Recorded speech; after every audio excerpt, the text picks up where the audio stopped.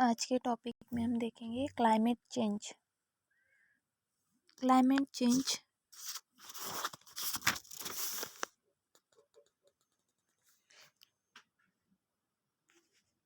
Climate change क्या होता है?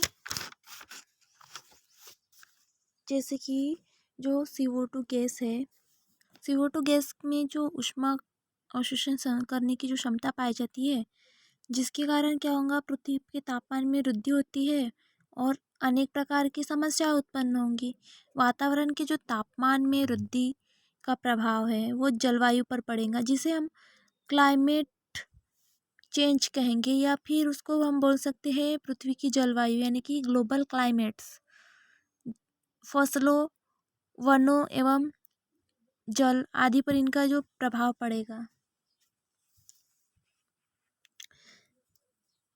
तो जो क्लाइमेट चेंज या ग्लोबल क्लाइमेट है वो क्या होगा कि जो CO2 गैस है उसमें ऊष्मा अवशोषण करने की जो क्षमता पाई जाती है, जिसके कारण पृथ्वी का तापमान बढ़ेगा या फिर तो पृथ्वी के तापमान में वृद्धि होगी तथा अनेक प्रकार की समस्याएं उत्पन्न होंगी, जिससे वातावरण के ताप में वृद्धि का प्रभाव क्या कहलाएगा? पृथ्वी की जलवायु या फिर ग्लोबल क्लाइमेट कहलाएगा। अब इफेक्ट कैसे करते हैं ग्लोबल क्लाइमेट को? इफेक्ट कौन कौन करते हैं? जैसे कि पृथ्वी की जलवायु पर प्रभाव, क्या इफेक्ट पड़ता है ग्लोबल क्लाइमेट पर या पृथ्वी की जलवायु पर क्या प्रभाव पड़ता है? तो ये कैसे प्रभाव पड़ता है हम ये देखेंगे।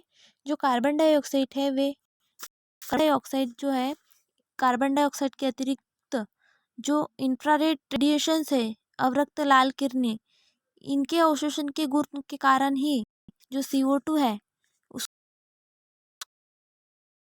उसको पृथ्वी कारक माना गया है।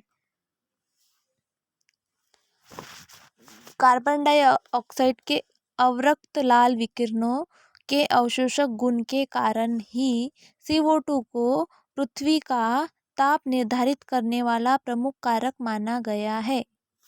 जो ग्रीन हाउस गैसेस है, इनकी मात्रा में वृद्धि के साथ साथ पृथ्वी के सभी भागों में तापमान में वृद्धि एक समान नहीं होती है।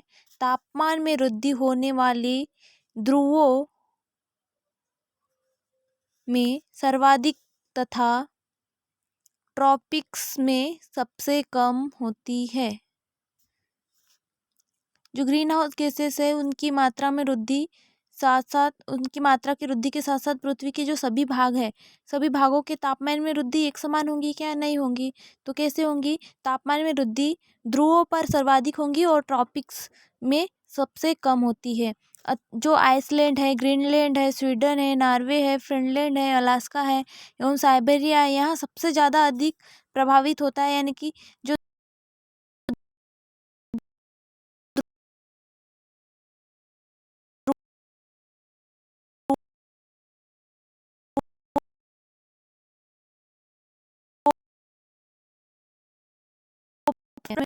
डब्ल्यू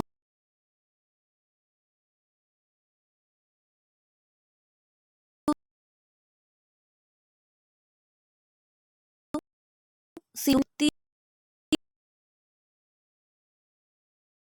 3 डिग्री लेटीट्यूड कहते हैं। इनके तापमान में 2 से 3 डिग्री तक वृद्धि, ध्रुवीय क्षेत्रों के तापमान में 8 से 10 डिग्री सेल्सियस तक की वृद्धि ये संभावित रहती है। जैसे 3 डिग्री सेल्सियस की वृद्धि कहाँ? उन क्षेत्रों में, यहाँ ट्रॉपिक क्षेत्र आते हैं, वहाँ के तापमान में 3 डिग्री सेल्सियस